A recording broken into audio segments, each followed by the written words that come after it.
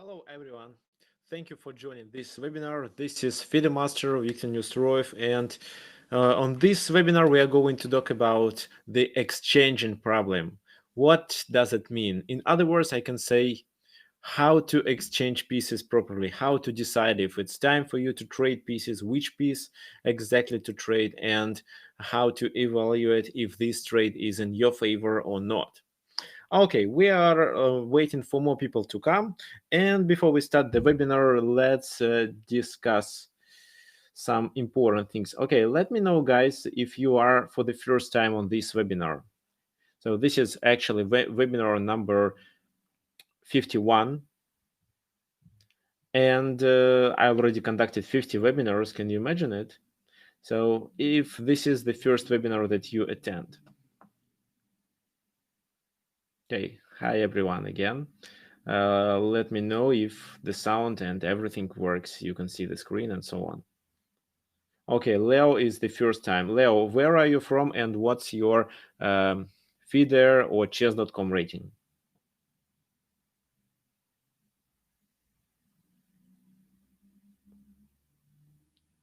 Okay, beginner from United States. It's good because these webinars are also helpful for beginners. However, for complete beginners, I conducted an intensive online chess course in February, I think it was. So the idea was that in just 1 month you can gain plus 40, at least plus 20 points of your rating, but from no, sorry, not plus 20, but plus 200, from 200 to 400, depends on you and your desire to play chess and to spend time on chess. Okay, so some important information about the tournament that is going to start soon. So yeah, this is our educational group on chess.com. The name is Tricks of Chess. You can find it here. So for example, here I just posted today. Yeah, I updated today. There is a list of players who registered for the tournament. This is the list. So 4 more players also completed their registration, but I didn't have enough time to insert them here. So there will be 40 players. If someone else wants to join, don't forget to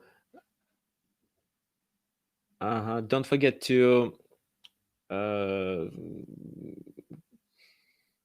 complete the conditions of the tournament registration. So you should be under 1800, and if you didn't receive a personal invitation from me, then you should ask your friend or coach who is a title player to contact me, so that this guy will vouch for you that that you won't be cheating. Okay, Sheldon, I saw you submitted the form, so you are registered.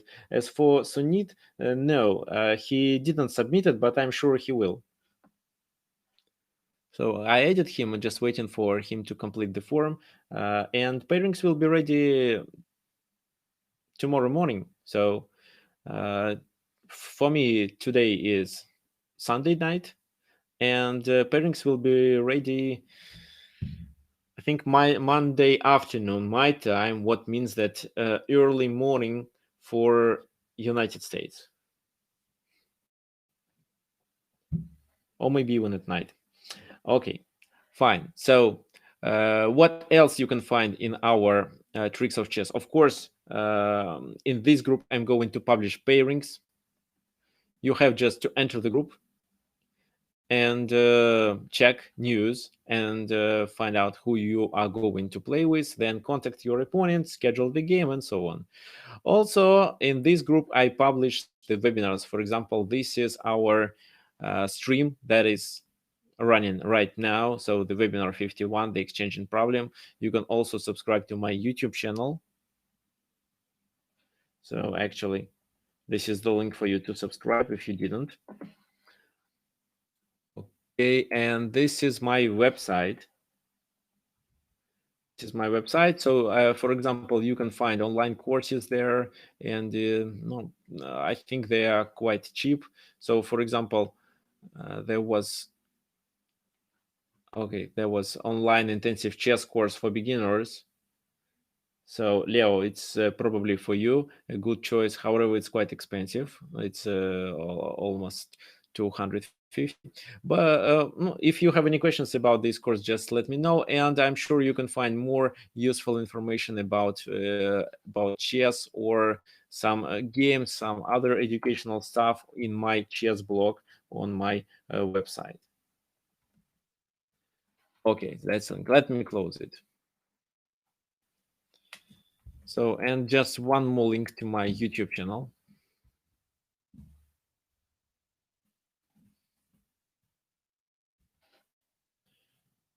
If you want, you may subscribe. If so, you won't miss anything. And if you want to find the previous recordings of my previous webinars, you can go to my YouTube channel and choose the playlist webinars, and then watch all the webinars if you want. Fine. So I'm going to close it. So, and these. So for people who don't know me well, this is my profile on chess.com. You can send me a friend request if you want. However, I'm going to close this page right now. We don't need it anymore. Let's talk about the exchanging problem. So please look at the board. This position is taken from the game between Ernest Klein and Jose Rul Capablanca. So from the first glance, it's obvious that black is better. But before we start with this game, let's talk about the exchanges. So, when you have just a few pieces left, the exchange is quite important, and you should understand that this is in your favor if you to be able to succeed in this game. For example, if the position is equal, you decided to trade some equal pieces, then you'll be closer to a draw. But if you want to win, you'd better keep more pieces on the board and make the position more complicated. So with just a few pieces left on the board, this exchange can be decisive. So if speaking about the opening or middle game, if you trade pieces there, then, for example, if you did it in the opening stage of the game, later in the game you can compensate it if you made a wrong exchange. For example, you trade your good piece for the enemy bad piece, but because of your piece's activity or because of something else, maybe the enemy king weakness, you can compensate and improve your position. But in the end game, it's quite difficult. And the other thing, of course, I'm sure you know that if you have material and sometimes positional advantage, you should one of the best ways to succeed is to trade pieces to simplify the position, especially when you have extra material, because then it will be easier for you to exploit it in the end game. For example, if you uh, have just one extra pawn, you can trade off all the pieces and then win successfully the end game, the pawn in game, because pawn in game with extra pawn is a winning in game.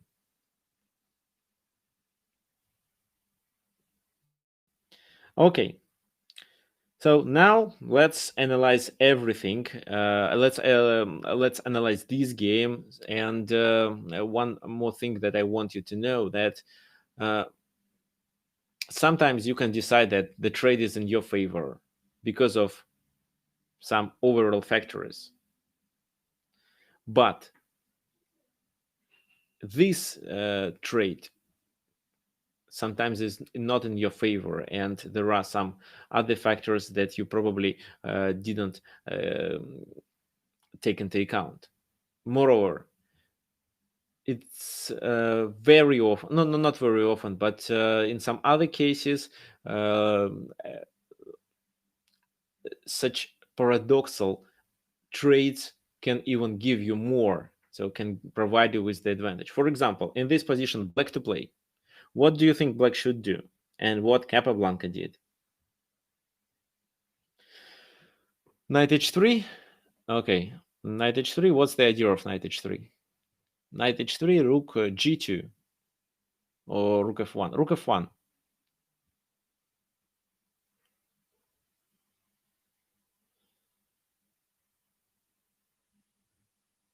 Knight gf4. And okay, so you decided to locate your knight on f4, the other knight, but what the one on h3 does? Knight h3, rook f1, and then you play this move. So looks like now the knight on h3 is not working.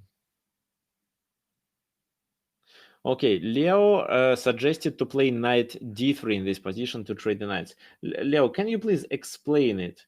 Why you think it's a good idea to trade this knight for a bishop on d3?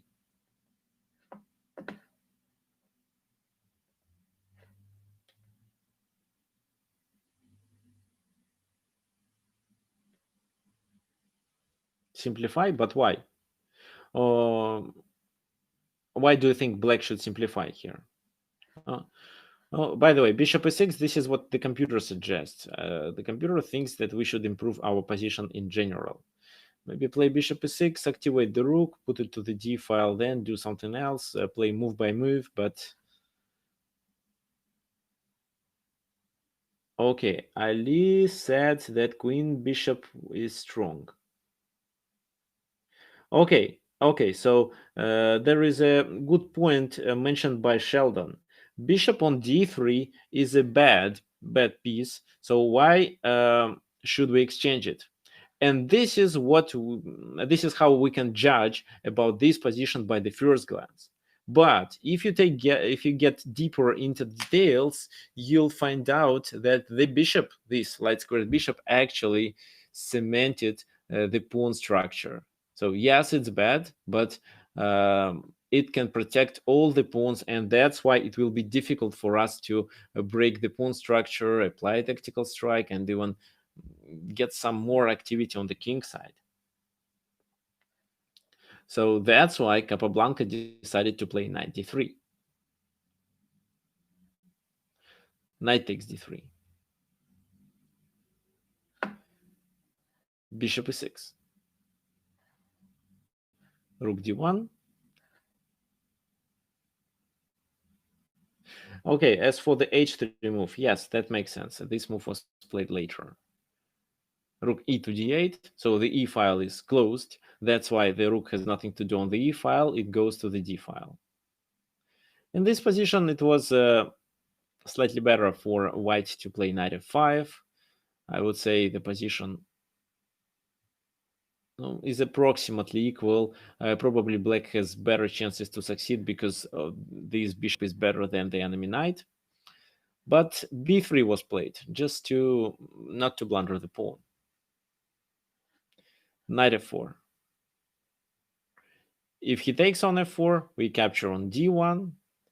Knight takes d1, and after queen f4, we activated our pieces. We put the pressure, then occupy the d file. So our position is slightly better.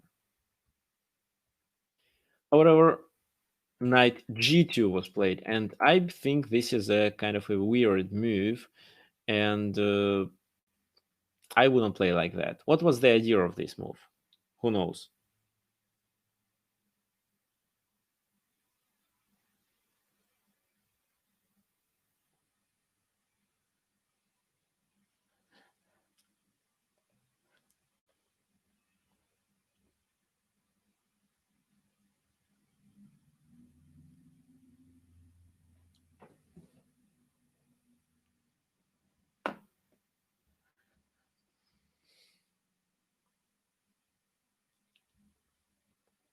To exchange on e4?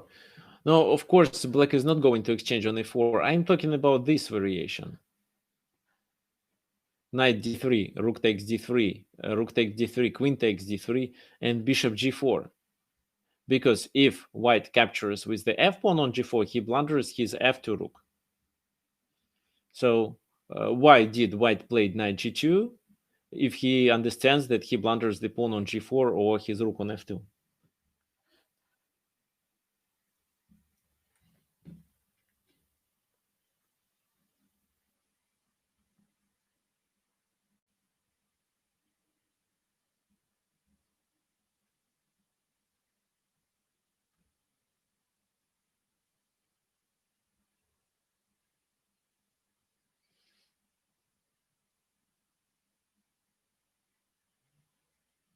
Okay, so Capablanca played knight d3, rook d3, rook takes d3, queen takes d3, and in this position he decided to play rook d8, then queen e2, and h3.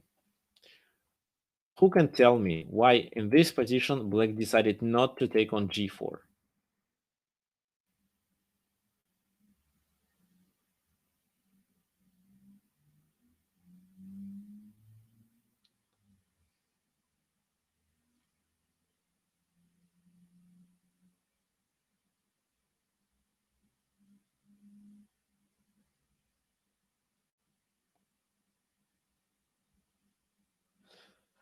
So what do you think? What's the idea? What can happen in case if black bishop takes on g4?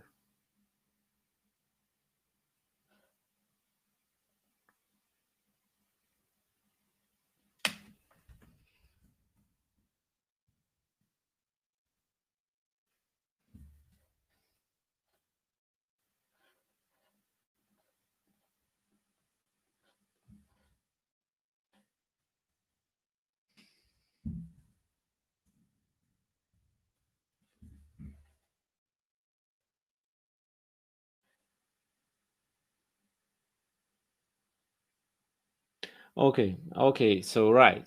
If bishop captures on g4, then knight h4, and after g captures h4, rook g2, and this position is in white favor.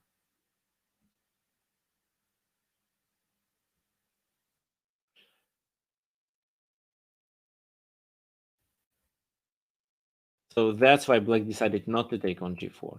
And probably when white played knight g2, he was thinking that Capablanca would take and play bishop g4. But Capablanca was more sneaky at that point and played rook d8. Queen comes to e2, h3. So Marcel asked me about knight king g1, but when? So now this the knight is hanging. It has to move. It's two squares, e1 or e3, and of course it goes to e3. How would you continue?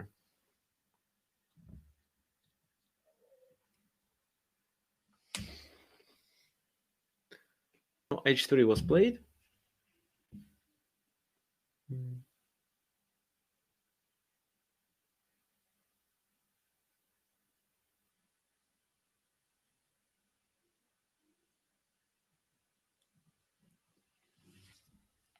Okay, so while you are thinking of how to continue in this position, I'll answer the question. So why not to play queen e4 in this line? But how? Rook g4, and this is a blunder. Or when? You mean in this position? But we lost the pawn back, and probably he can just play knight g2. Knight g2, queen goes back, and queen e3 maybe, or king g1. The bishop is hanging. Okay, now let's go back. So I asked you how to play in this position. And Sharia suggested queen f4, which is definitely a move that deserves our attention. To activate the queen and to keep this bishop, this knight on a3, because if it moves, we can penetrate into the enemy camp with queen c1 move. But queen e4 is just a move, but not a plan. Let's decide on a plan.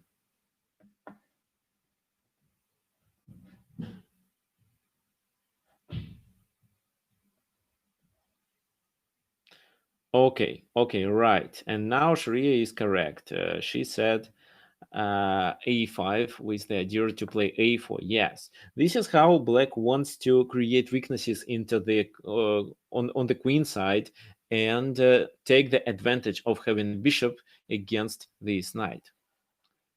So what's then a5? So if we're speaking about c4, we can just play queen e4 and get a better position, then occupy the d4 square with our rook, for example.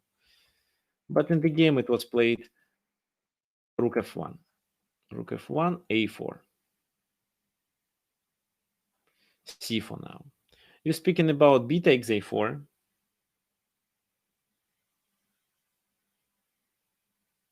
Then after queen f4, black is much better because we are going to play rook a8, rook a4, and rook a2. So in this position, white has more weaknesses. So c4 was played, but it weakens the d4 square. This move. Oh, here knight f5 looks good, but no, knight f5 we would have to take and then just play a slightly better position. However, this is where white made a mistake.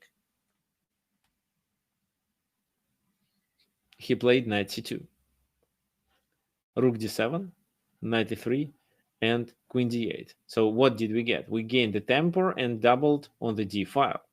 We are going to play rook d2 on the next move. That's why he decided to offer a trade. Rook d1.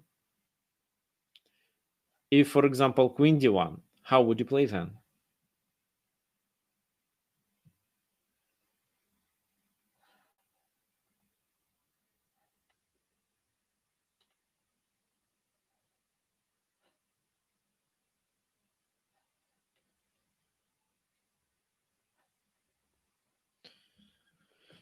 Queen d4. That's right. I agree with you. Queen d4. And how to play. So the knight is hanging. If queen moves, then probably queen a1 check, or a takes b3, queen b1, attacking the pawn. So here, if he takes, then this is a winning position. So we can play several plans. We can activate the king. We can push the pawn.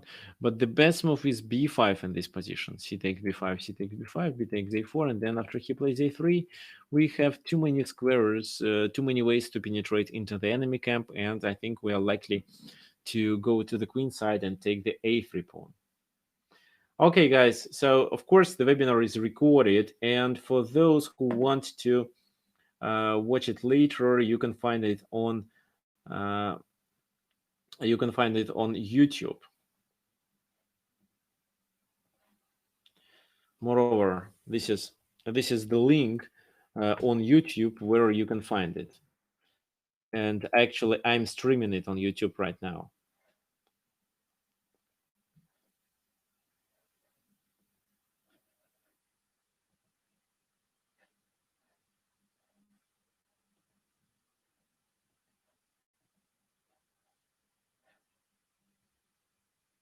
Yes, he can block the d pawn with knight d2 move, but how to block the king coming? Because the king, no, even if knight d2, so to stop the king coming to c4, then d3 and king goes there. Or the king can join through f4 maybe. So do you want to download the video? But what for? You can always watch it on YouTube. You don't need to download it. Fine, but I think you may have this option. Okay, fine. So if queen takes, then after queen d4, it's obvious that black is better. That's why knight d1. Queen d4 anyway. Knight f2, and here queen e1 doesn't work because of queen d1 move. But b5. C takes b5. A takes b3. A takes b3. And how to continue? What do you think?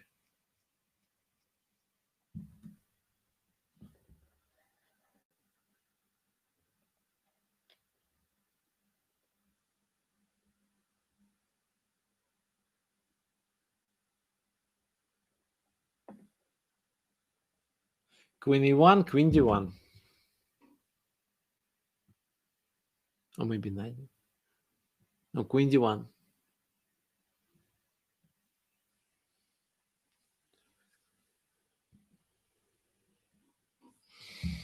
And what?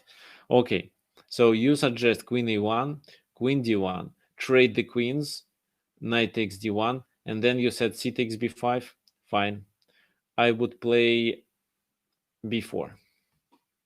I think it's enough for white to equalize the position because now it's difficult to penetrate into white's camp. Let's look at the position.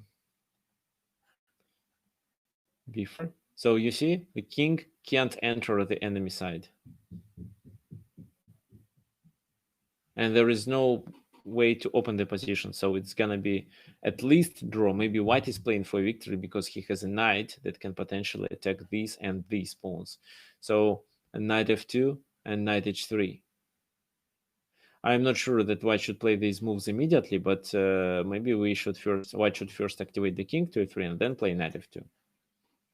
So white is better.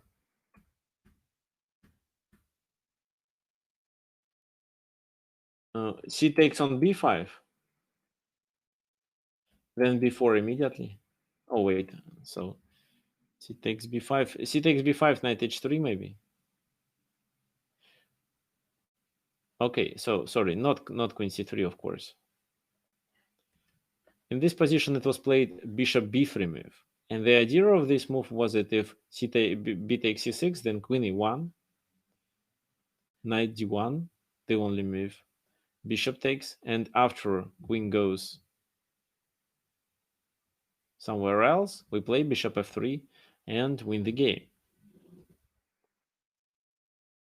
So after bishop b3, he has to play something like knight h3 to gain the material back. But bishop d1, the queen has to stay there to control the f3 pawn, otherwise it's a checkmate.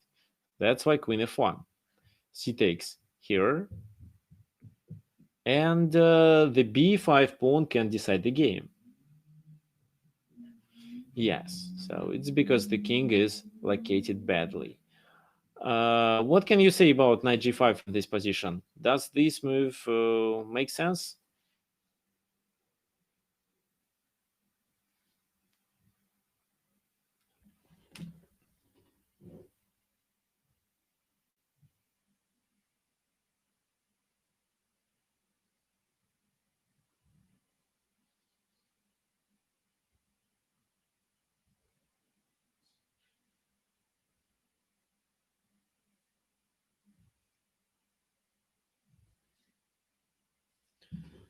Queen e3? Maybe. Knight g5, bishop a4, and then we promote the pawn.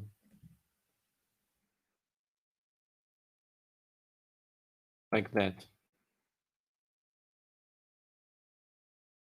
And if knight d2, bishop c2, the game is over. So that's why king g2 was played. b4. Queen b5, with the idea to locate the queen behind the pawn to be able to control it. And this is where black made a mistake. For example, he could play something like queen c3 with the idea to support the pawn, and in case of knight g5, then queen d2 works. The position is winning, then he just pushes the pawn forward. But he played b3 and allowed white to play knight f2. This move wasn't played in the game, but if only white could play this move, he could increase his chances to make a draw. So, for example, in case of queen c3, knight f2 won't work. If knight f2, we just capture on f3 with our bishop, and then checkmate if, not checkmate, but let's say king g1, queen goes to e1, c1, no, let's say, yeah, let's say queen goes e1. This is just the most simple way to succeed in this position. Then here he tries to stop. We play this move, and with several extra pawns, we are able to win this game. So 2 extra pawns, absolutely winning position. So that's why queen c3 should be played, but no, it was b3, and white didn't notice knight f2 that could help him to defend the position properly. And after this move, he played queen e8, king g7, queen e7. No, knight g5. Knight g5, queen d2, always. So queen e7, b2. Knight g5. How would you play then?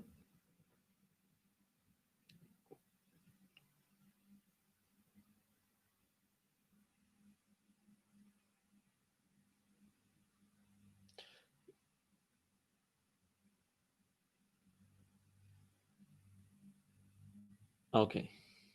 So now bishop b3. Knight takes f7. This is what happened in the game. He tried to give a perpetual check, but was unable to succeed. No more checks. And black is about to promote the pawn on the next move. So this is how black won the game. Okay, let's go back and look at this original position. So looks like the bishop is really bad and restricted with the enemy pawns. That's why it doesn't make sense to trade. But at the same time, if we get deeper into details, we can realize that the bishop cemented the position of white, and if only we trade it, we can pass the game into the endgame and succeed in the endgame with the bishop versus knight. That was the idea. Of course, both sides played with mistakes, and black was stronger, so that he was able to succeed. However, it was easier to play this position for black because black had a really good bishop.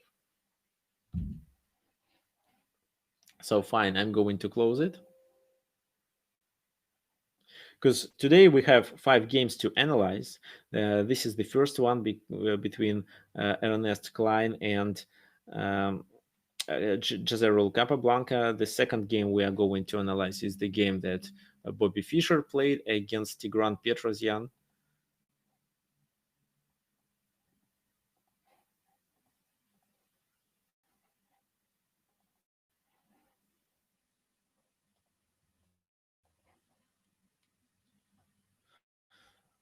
Okay, so please look at the position. This game is quite close to the end game. Actually, I would say it's at the end game already. No queens on the board.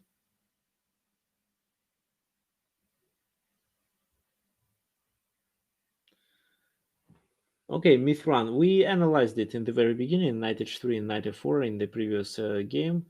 For Capablanca, we decided it's not the best idea. So, what can you say about this position? It's white to move. What should white do? What plan to apply? Which pieces to trade? What's your idea?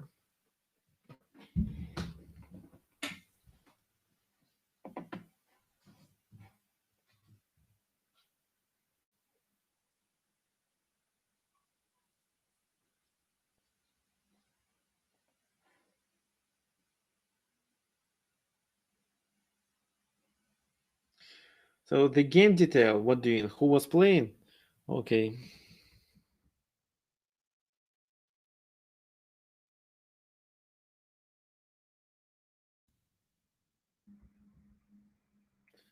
Was the game between Ernest Klein and Jezero Capablanca. As for this game, Bobby Fischer playing against Tigran Petrosyan.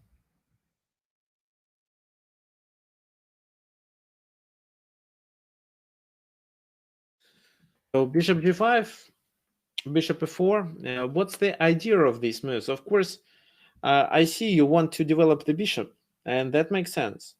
However, I want you to understand the plan and which pieces to trade to be able to get more advantage. So yes, you were absolutely correct about the weakness on d5. So it's an isolated pawn is a weakness. The a6 is a weakness too.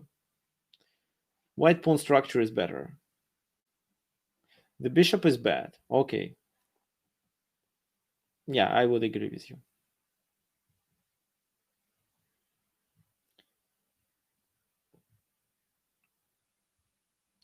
So that's why we shouldn't trade this bishop for this bishop. But what should we trade?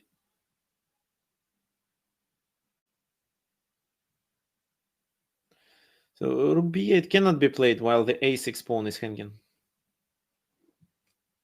Okay, bishop e3, bishop c5, Shreya, you are absolutely correct. If only we get rid of this bishop pair, we can successfully occupy the c5 square with our knight and improve our position in general, and maybe even dominate on the queen side with such a knight on c5. The knight on c5 can be supported with the b4 pawn. However, when you play b4, you should keep in mind the idea of playing a5. But generally, you're right. That's why bishop e3. Knight d7 can be played, but at the same time allows white to play f4, g6, bishop d4, and for example castle g4 and some kingside attack.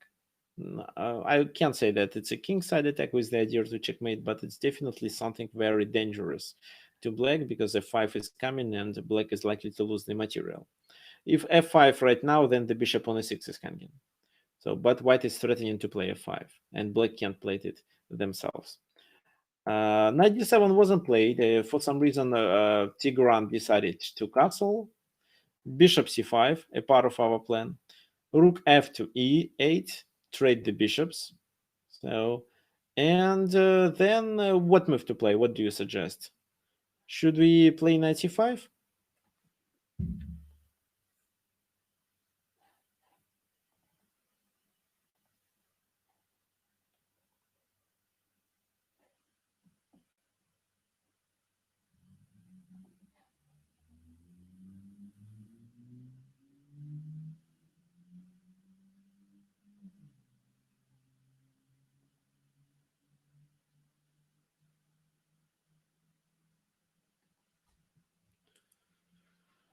Okay, it was a good question. So, what if knight c5 is played in this position? I think this move deserves attention, but I believe in such a case, black wouldn't take.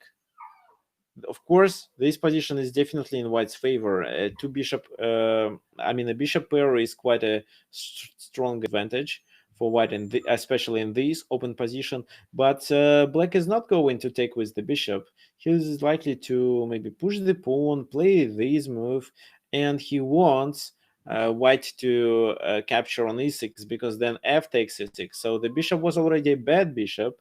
Then the king comes to f7 to support the pawn if needed.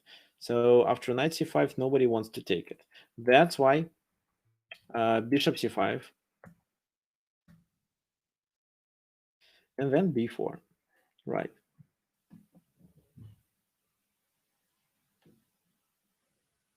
So usually bishops are better than knights, and it makes sense to trade the knight for a bishop. But it depends on the concrete position. Yeah, everything depends on the concrete position.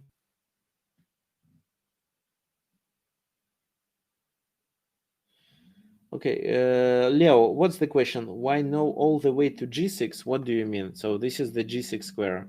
What's the idea? Okay, yeah, sometimes if the bishop is bad and the knight has more perspective, then it makes sense to keep the knight on the board, comparing to instead of trading it for a bishop.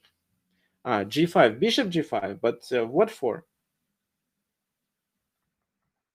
Okay, probably you were asking me about why not to play this move right now, but come on, does it make sense? He can just castle. And what? Do you want to trade the bishop for a knight? But no, it doesn't make sense. Your bishop is quite good. So bishops are usually better than knights, and this bishop is definitely better than this knight. Okay, let's go back. B4. King f8 to move the king closer. If a5, then after b5, white gets a passed pawn. So that's why king f8. Knight c5, bishop c8, the pawn was hanging. Oh, a5 was a better move, but again b5. Bishop c8, now black pieces become more passive. f3, with the idea to control the e4 square in this position.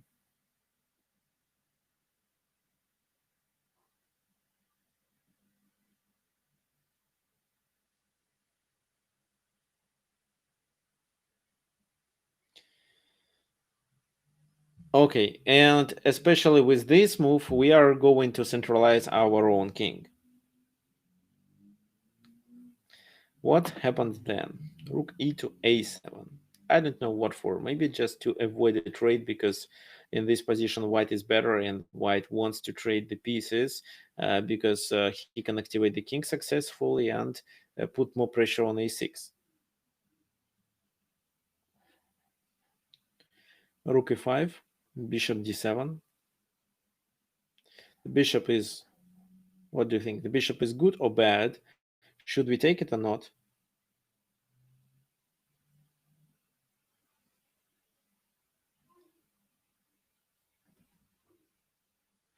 So d5, knight d5, knight a3. Yes, it could be a plan, but after you play knight d5, white is going to play bishop e4 and create real problems. It's almost impossible to realize this plan. So bishop d7. What do you think? How to play? Should we trade or not?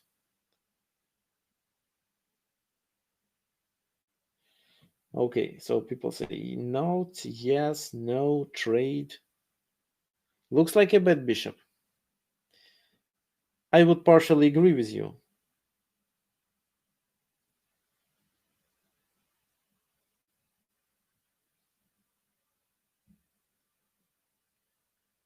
Trade gain a pawn. Okay, which pawn to gain? After knight d7, rook captures on d7, and none of the pawns is hanging.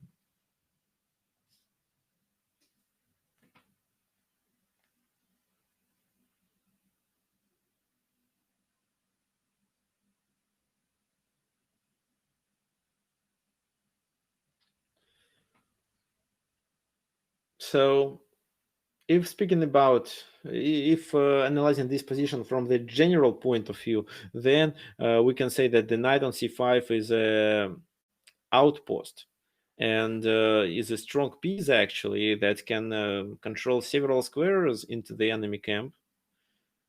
So we have nothing to worry about the c file while the knight is there, but it's not everything. Okay, so here Fischer made a fast move. He played knight d7, and actually this is a good move. Why? He decided to trade because he understood that the bishop is going to come to b5, and from there the bishop is a good bishop. The b5 bishop is a good bishop. And in case of, let's say, bishop moves here a4, bishop comes to c6, and it's difficult to um, attack black weaknesses while there is no bishop on this diagonal. So maybe bishop c2 and a4 could make sense, but instead he decided to trade his good knight for a bishop and then take the advantage of having a bishop and playing it against this knight on f6. So rook c1, rook d6, rook c7, knight d7. No, this is the move that stops us from playing rook a7. Rook a2, g6, just an escape square, because in this position, for example, if he plays a random move, let's say he plays h6, what can we threaten? Oh, maybe no, we can't. Sorry. No, if so, then I think a4, b5 could be a good plan. So he plays g6 to create an escape square for the king f2, h5, and h5 was actually a mistake. Instead, he'd better activate the king. In this position, probably king g7 was a better option.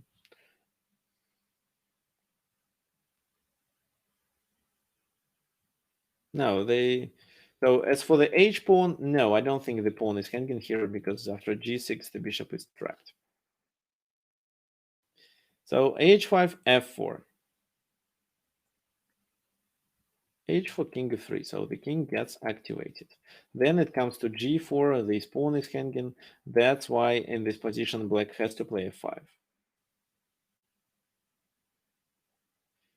What to play? How to continue? What plan to apply?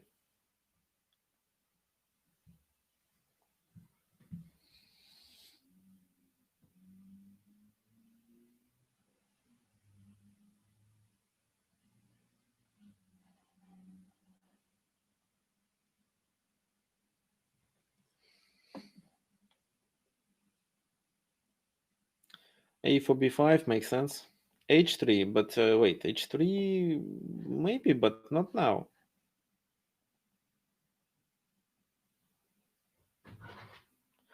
G3 offering a pawn exchange, but what for? Yeah, I think G4 can be played, or G3 and even G4 can be played, but I'm not sure if this move should be played right now.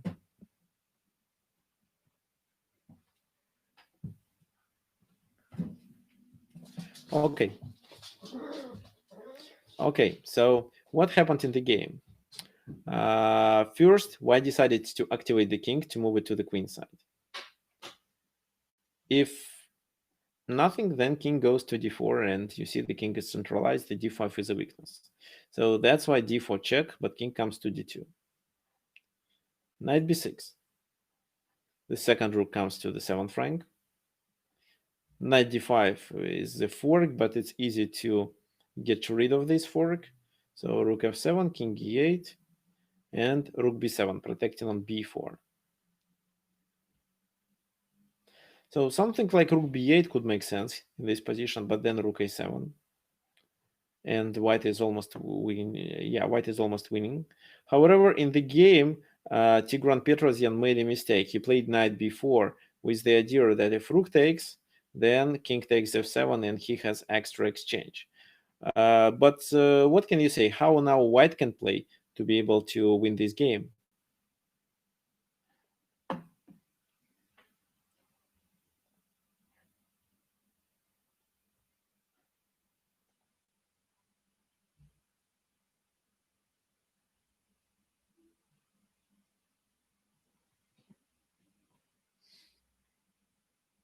Yeah, so everyone is suggesting this move, rook h7. After this move, we are threatening with a checkmate, and this knight is hanging as well, so white is definitely winning.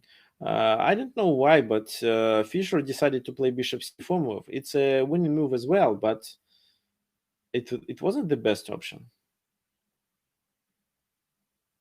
So after knight d5, actually, let me check what move was played.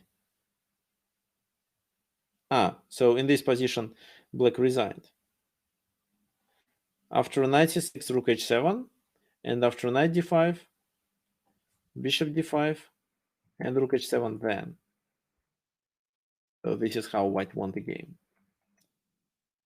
Fine. So let's go back and watch this position. So you see, without these bishops on c1 and e7, we can successfully locate our knight on c5, and the knight works like the outpost. However, at the critical moment of the game, we decided to trade this knight for a bishop. That was not a clear solution. Why?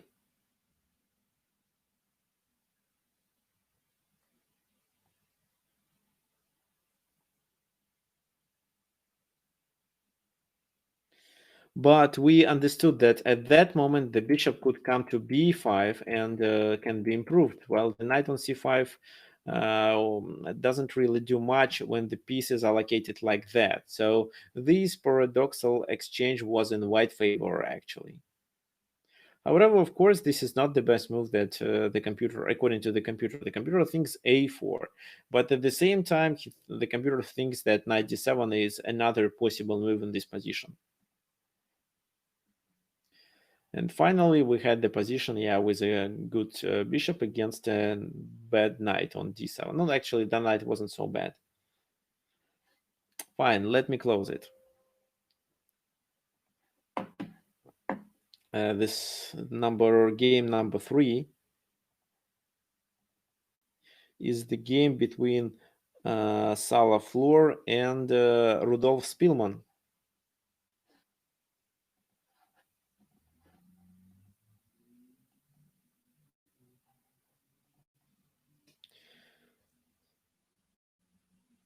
So what can you say about this position? Who is better and why? And it's black to move, by the way. Who is better and why? And what black should play? Because it's black's turn to move. Okay. So who was playing? Salo Floor against Rudolf Spielmann.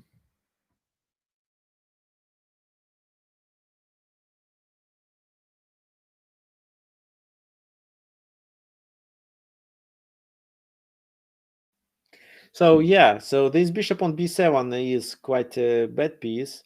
It requires improvement, but how?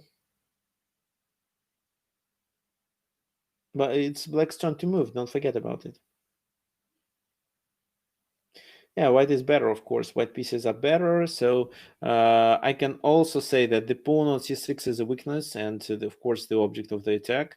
Maybe the a6 pawn can be a weakness too, especially if we locate the knight on c5. Okay, so rook c8 and try c5. But every time rook c8 is played, so this rook has to play. Otherwise, knight d6 will be a fork on 3 pieces.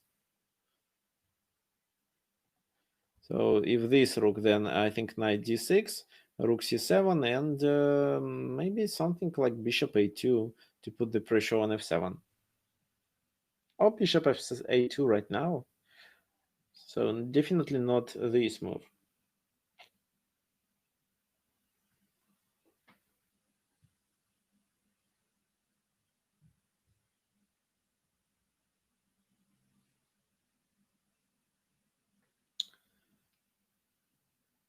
So of course c5 should be played.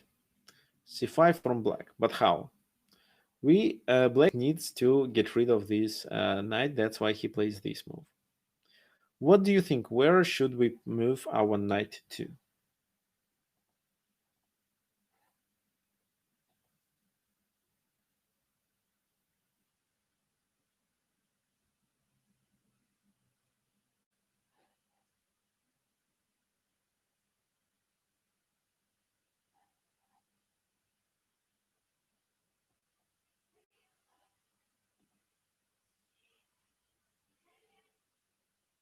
So what do you suggest?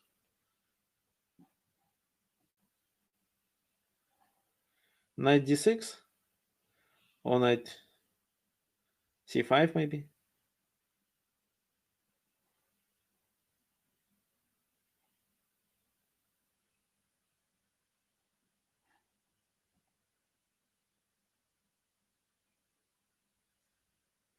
Don't you think knight d6 forces us to trade the knight for a bishop?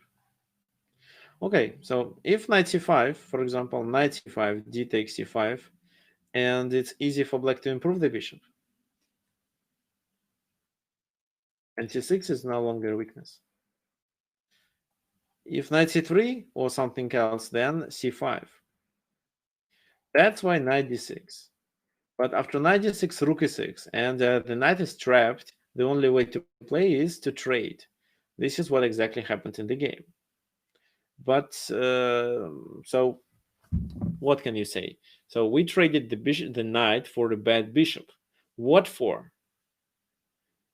I'm sure you will be surprised with the next move that Salaflor played, because now we have the only object of the attack, the pawn on c6, but Salah decided to trade it. He played d5. C takes d5, rook takes d5. Why did he do all these actions? The answer is that he wanted to open the position and prove that the bishop is better than a knight. So in the open position, of course, the bishop is better, and this is his main advantage in this position. Knight f6, rook dc5. So a6 is a potential object of the attack. King f1 not to allow the rook to penetrate. Knight e8, b2. Rook comes here, and white offers the trade. Rook takes, rook takes. So now white king can come to the center. Well, the only thing we should get rid of the e7 rook. But at least with only one rook left on the board, the position is quite safe for the king. Knight to c7, rook c6, putting the pressure on a6. And now Black pieces are stuck. They have to stay on their positions to protect their weaknesses. For example, the knight has to stay on c7 to protect on a6. The rook has to stay on the e7 to protect the knight and to prevent our king from moving to the e file. King f8. Let's decide what to do. What white should do to be able to succeed in this position. Maybe just okay, just any suggestions what white should do. Improve the king. That's true. But how?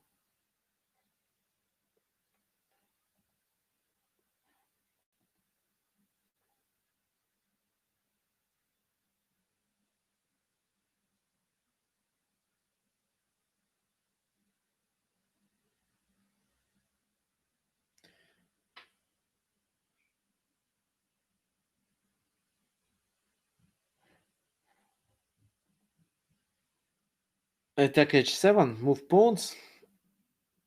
Okay, so yes, you're right. We should use the principle of two weaknesses that that is well known because of Aaron Nimzovich, who first announced it. So we should create the second weakness on the other side of the board and then attack it. So we tie the enemy pieces to the protection of that pawn, and then we switch to the other side of the board and attack there. That's why h4. King g7. Well, g4 makes sense, but first we improve the king. King h6. Bishop b3.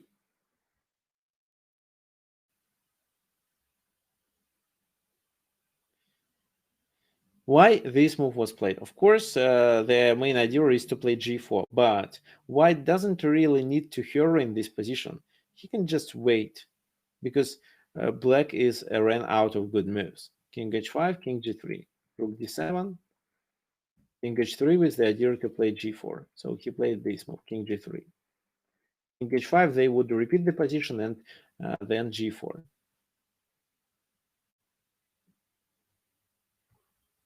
Rook e7, king f4, king h5, g3 to protect, king h6.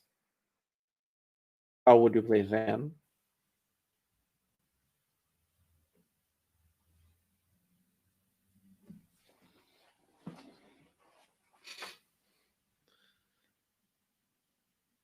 Bishop c2, bishop takes f5.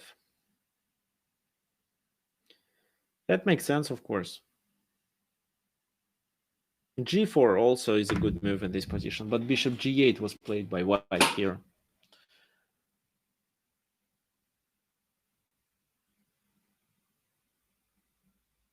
So what's the idea of this move? We potentially take the h7. For example, if king h5,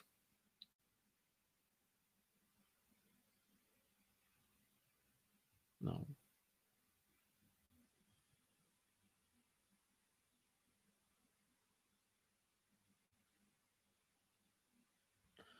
we move the bishop to a2. So this is how we spend another tempo to relocate the bishop. Well, g4 was played, g5 to fix the position. King goes to f8. We go back to f3.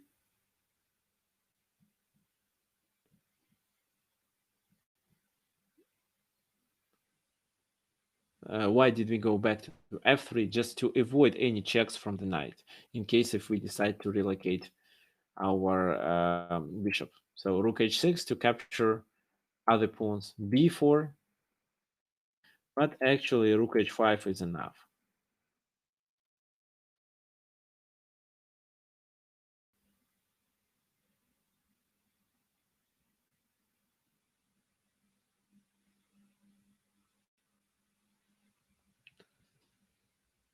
So rook e5 was played here. However, it's not a good move. King e4, rook a5, and how would you play in this position?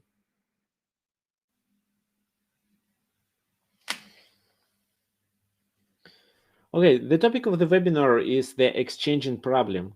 In other words, I can say how to exchange pieces properly.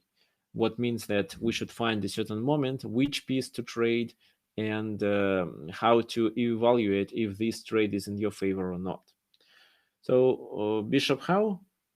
Bishop f7? What for? g8? No. After the next move, black resigned here.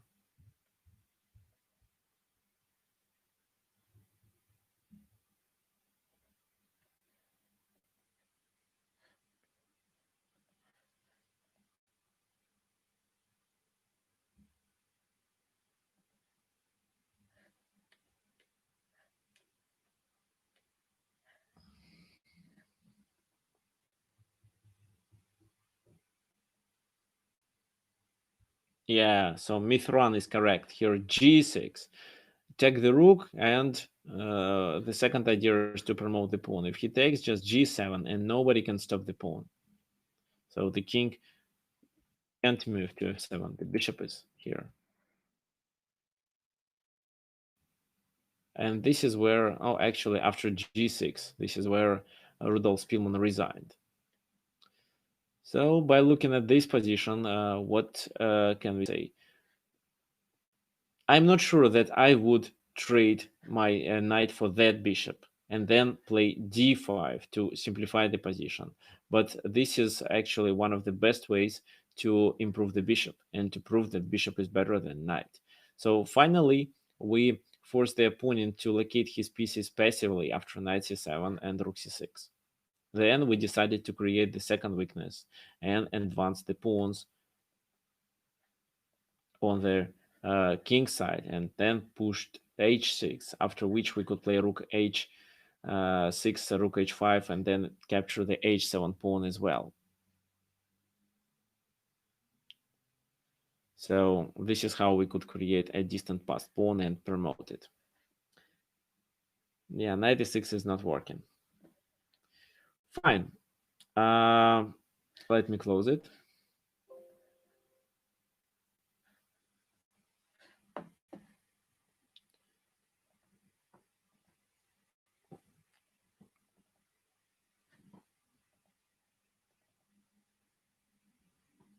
The second game, I mean, the game number 4, actually, why I said second. Of course, it's the game number 4.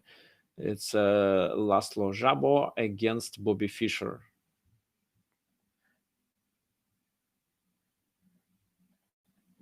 So here Bobby Fischer is playing with black pieces. That's why let's flip the board.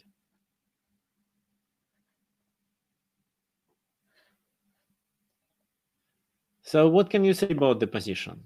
It's white's turn to move. What do you think? There are no pawns on the queen side.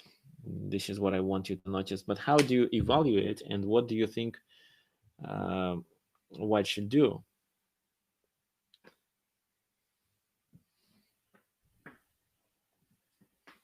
Yeah, by the first glance, I can say that the position is equal.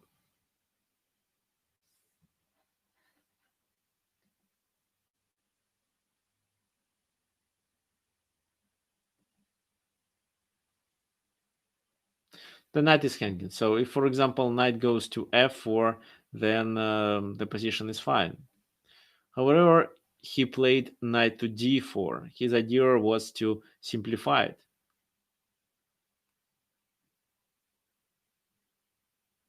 What do you think? Okay, so in here, Bobby Fischer took on d4.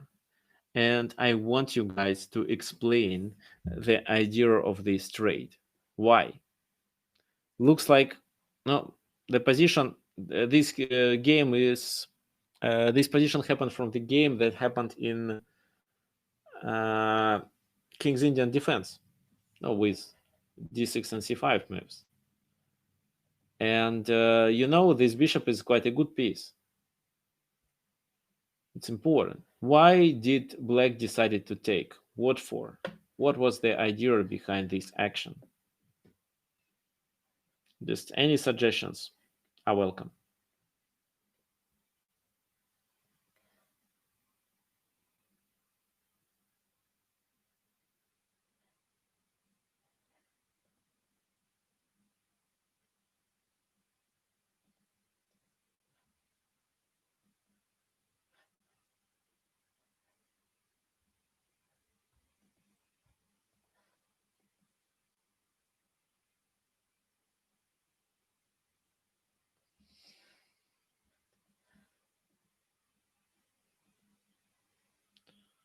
So rook, strong rook. Yeah, so here Mithran is correct. Knights are better than bishops when pawns are only on one side of the board. But we still have a bishop. So how to deal with it? What can we do?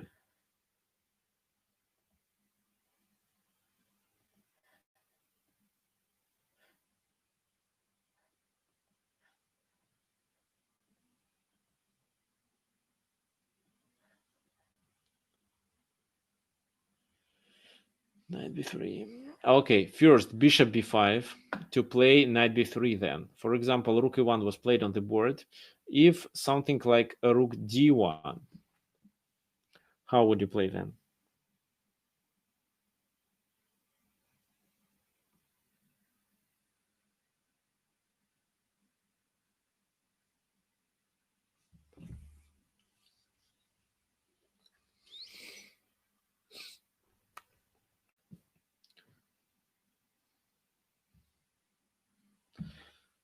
Knight b3, knight b3. Yes, knight b3, rook b4, bishop e2. And if rook goes here, then after rook e1, rook c1 or knight c1, the game is over. While black gets an extra piece. So that's why rook e1 was played. Rook e1, knight b3 anyway. Rook b4 and knight c1. Rook takes b5.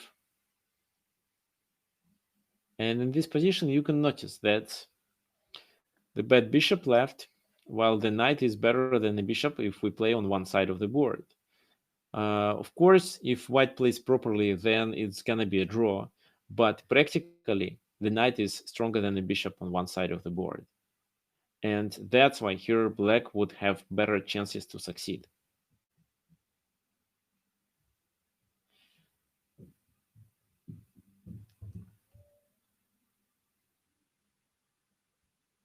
Well, actually, there is no strong advantage after. Actually, there is no any advantage after d3 rook f1.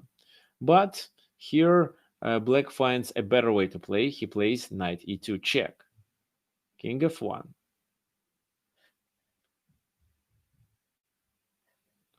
If, for example, yeah, king h1 was a better option because this move doesn't occupy the f1 square, allows the rook to go to f1 and protect the f2 pawn. But king f1, now the f2 cannot be protected with the rook. Knight c3, rook c5 pin. Rook d8, bishop h3, with the idea to improve the bishop and also to trade rooks. Rook d2, rook c8 check, king g7.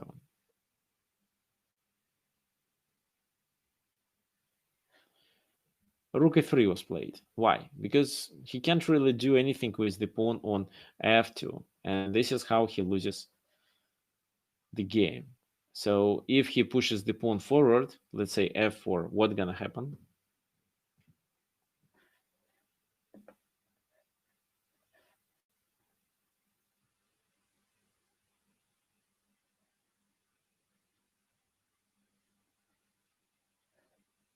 Yeah, just rook h2. So for example, f4, rook h2, we are threatening with a checkmate. So he has to play this move. Even rook c3 sacrifice doesn't work because this is a checkmate. So that's why he plays rook a3. Rook takes knight d1 first, and then rook takes f2.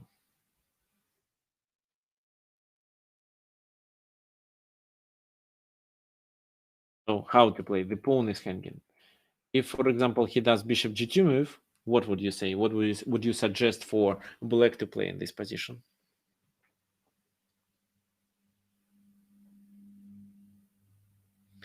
Knight. If you play knight e3, then bishop f3.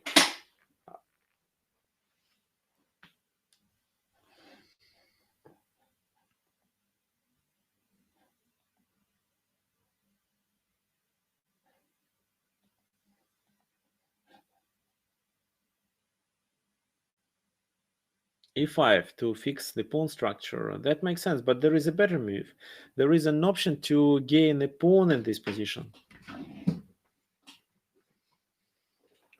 Yeah, Ali is correct. Rook e1, bishop blocks, then rook e4. The game is over with two extra pawns. There is nothing to talk about. No, bishop g4 was played, and after rook e4, White realized that he has to resign because after bishop d1, rook d4, the game rook e1 check, then rook takes d1 with two extra pawns, and black is winning. Okay, so the idea of this trade, which doesn't really look obvious, is that if so, we can trade this bishop for this bishop and have the position with a knight versus bishop on g2. Of course, it doesn't obligatory mean that it's winning for black, because if, for example, here instead of playing king f1, he would play king h1, the position, I would say, would end, the game would end in a draw. For example, knight d4, rook b7, and in case of rook e2, rook e7. So it's not obligatory winning. Better for black, but no. Fine. Okay, now the last example, the game between Mikhail Botvinnik and Radmir Holmov.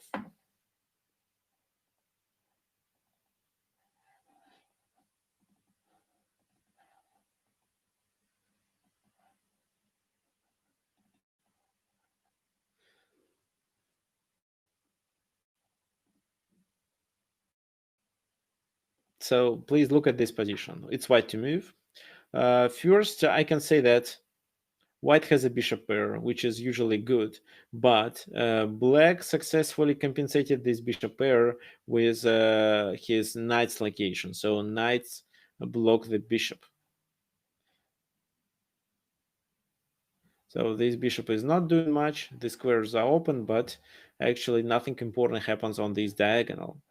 The bishop on e4 is good. It can potentially attack b7, but actually two knights block it. What do you think white should do to be able to succeed? Which pieces to trade? Exchange on d5 to create an isolated pawn. There, I would say that makes sense.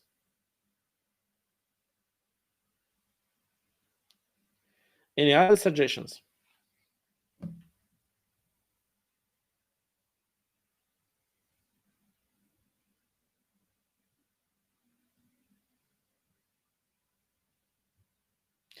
Maybe knight d4, but I think knight d4, knight takes d4.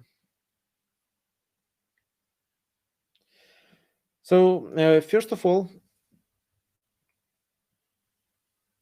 I would say that bishop d5 is forced to be played because otherwise the black is going to play f5 and we have to take. That's why let's take immediately. E takes d5. And if speaking about this position, no, not this. Okay, so here d5 is a weakness, but we can't really exploit it right now. And for example, if we play something like what? Knight d4, king d7, and on the next move he takes and then plays king e6, king c6, king d6, any move. And with a bishop pair, actually, wait a sec. Knight takes, bishop has to take. Because if he captures with the king, then bishop f6, the game is over, black wins.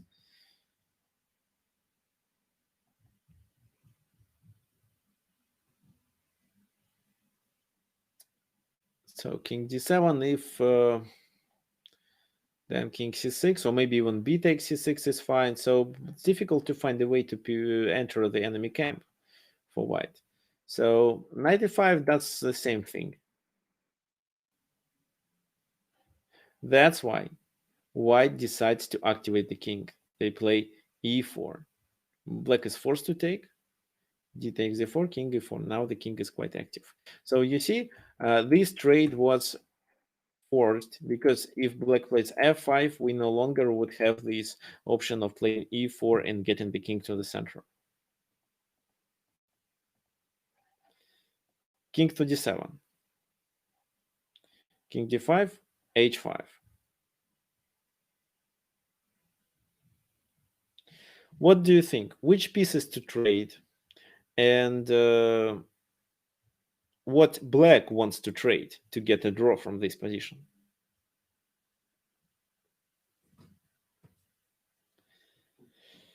So b5, you mean to play b5 with a pawn right now, but this is how you just sacrifice the pawn for nothing?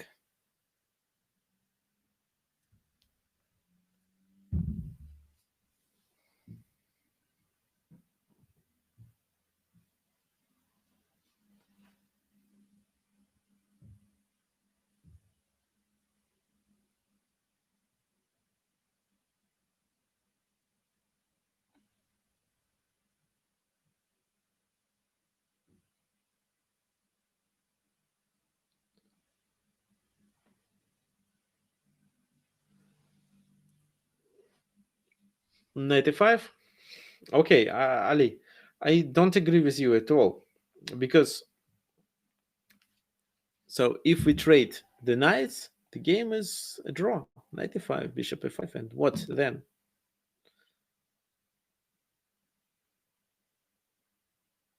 So it's a draw. There is nothing that white can do to penetrate. For example, bishop d8, or at least a5 to simplify the position. So here, if white trade the bishop for a knight, white would have a slight advantage. But if they trade bishop for a bishop, they would have a strong advantage, because the game is going to pass into knight endgame, which is quite similar to pawn endgames, and kings and knight activity can be decisive factors for white to succeed in this game. So space and king activity especially. That's why we want to trade the bishops. Bishop g7, kind of a tricky move, because after, for example, bishop d8, we can play bishop f8. And if in this position he plays knight e7, then we have a knight against bishop. So we are going to take and trade the bishop for a knight. However, in the game, it was even a better option for white. White played bishop c5, knight e7, king c4. And I don't know why, but I'm absolutely sure that in this position, black has many ideas how to play for a draw. However, for some reason, he decided to take bishop c5, king takes c5, and now it's obvious that white is playing for a victory and black has to defend the position. But maybe it's already a winning position for white. So, for example, if in this position he plays bishop c7, he would keep good chances to make a draw. But this is that was the case where black made a mistake when he calculated the consequences of this trade.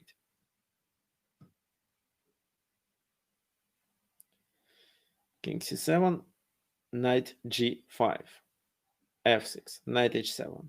This is a typical play in knight endgame to force the pawns to move, to attack pawn weaknesses. f5, h4 to fix the pawns. So in this position, b6 could be probably a good move.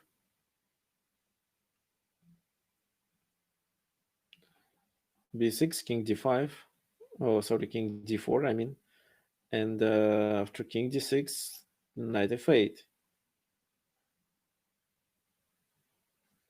And it's a kind of a zogzwang. For example, knight c6, king e3, and in case of knight e5, we just play king f4 and enter the enemy camp with king g5 move.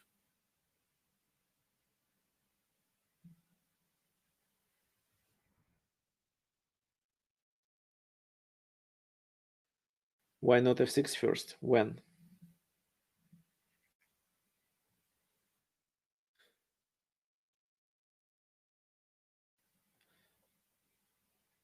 Before knight g5.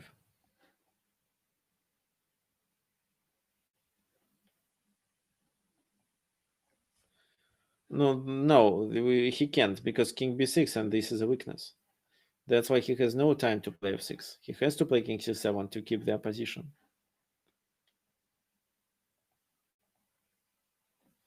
Okay, so f4 was played. Knight f8. b6 check, king d4, knight f5 check, king to e4, knight takes here, knight e6 check, king c6, and knight f4, protecting the pawn on g2. Who can tell me what's gonna happen in case of g5?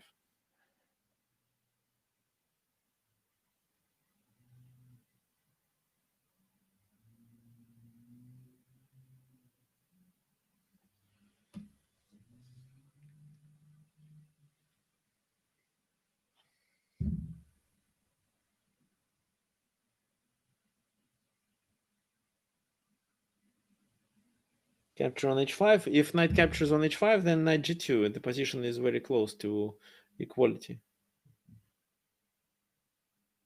Yes, it's g3 move. The knight has no squares to move to, and looks like black loses a piece. The only chance is to take on f4.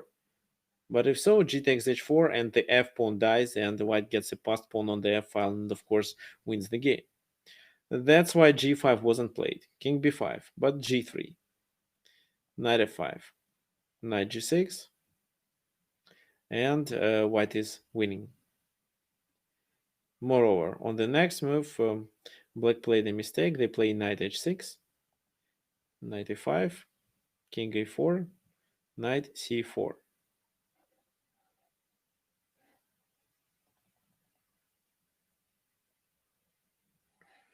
If, for example, b5 in this position, then what can you suggest for white?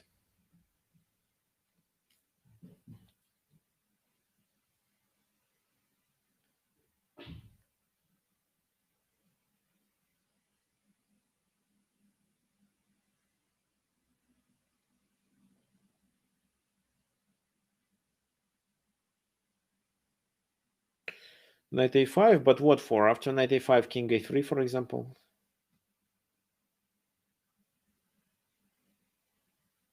Okay, knight d6, king a3. So b5, knight d6, and then king a3.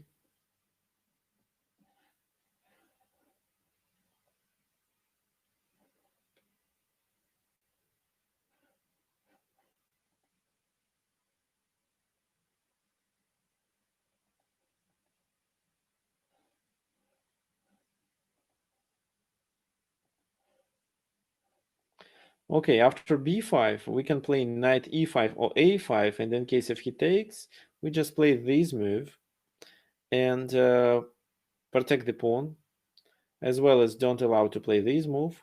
And our goal is to advance the f pawn and win the game because of it. So the king can help. However, in the game it was king b3, knight takes b6, king takes a3, knight d5. The pawn is protected and white is absolutely winning.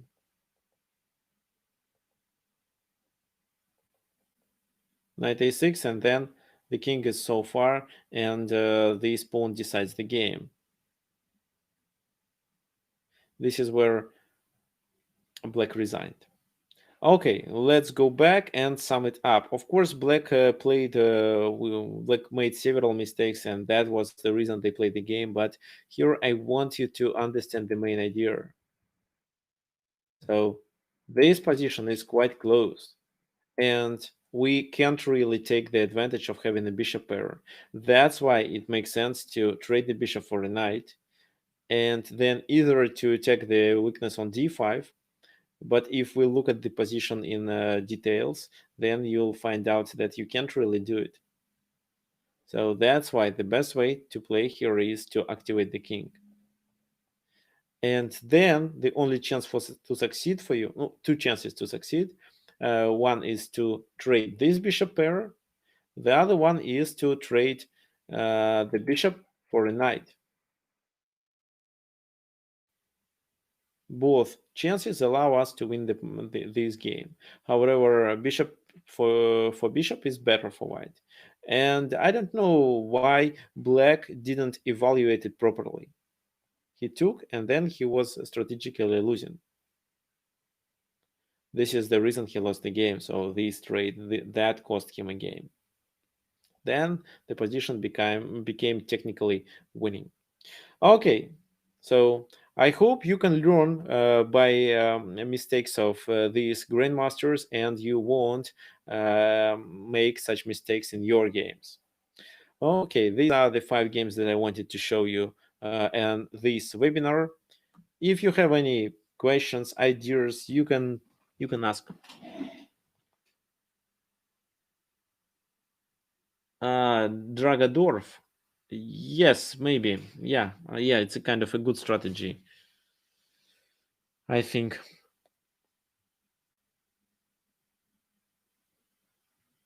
Okay, if you can, if you want to suggest topics for our future webinars, you can email me.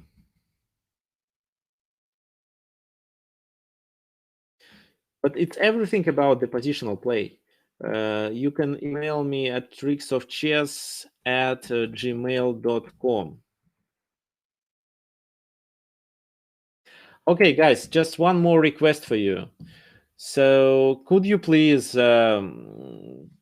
next time invite your friends, anyone who you know, like people who may enjoy or maybe take the advantage of this webinar. I mean, maybe this webinar could help them. So please invite people. We need to collect 50 attendees. So today we had the maximum of 20, but I want to collect 50. So please. Okay, yeah, Sheldon, thank you. So the webinars are free. Everyone who wants may join it. What else I can say? Uh, don't forget to send me a friend request on chess.com. This is my profile. Some people also did it already. And please subscribe to my YouTube channel. Where was the link? YouTube.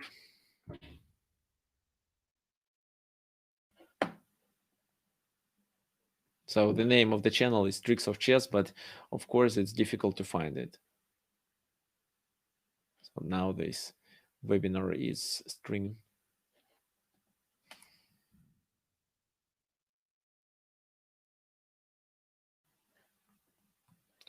This is the link. So everyone is welcome, and of course attend my website. So by the end of this webinar, you will be redirected to my website where you can read all my recent news from my blog. Thank you for coming. Hope to see everyone next Sunday. And if you have any suggestions of what topic to choose, please let me know by email. Thank you.